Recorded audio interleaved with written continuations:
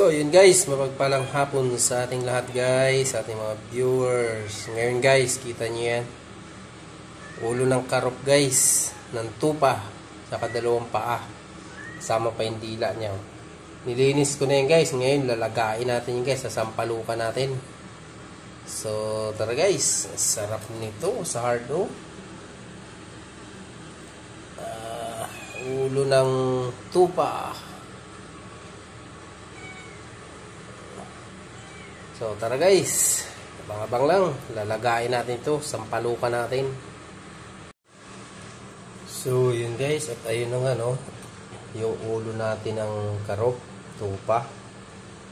Tsaka dalawang paa nilagay na natin sa pressure cooker. Lalagayin natin guys. Sampalukan natin. Ito lang ilalagay natin guys, no. Biniak ko lang yung dalawang kamatis. Ayan. Tsaka buong sibuyas. Importante, tanlad guys. Lagyan natin sa ilalim. Tanlad.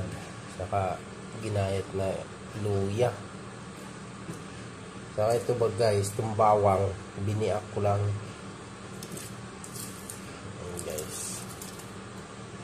So yan guys, abangan nyo lang guys. Masarap to guys. Sasampalukan to guys. So, lalagyan ko na ng asin, bitchin, paminta. Yun na lang guys. Abangan nyo lang guys. So, ayun na nga guys. Tingnan nyo ang ating sinampalukang ulo. Tingnan natin kung malambot na.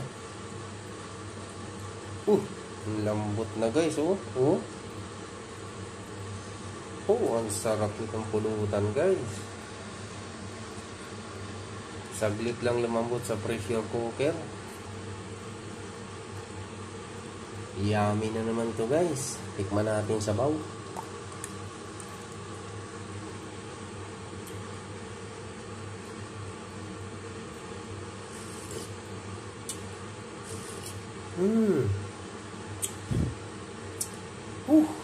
Swabe.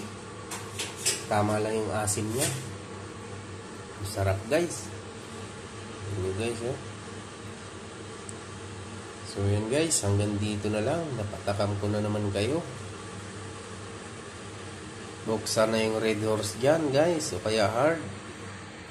Sarap. Hanggang dito na lang guys. Bye bye.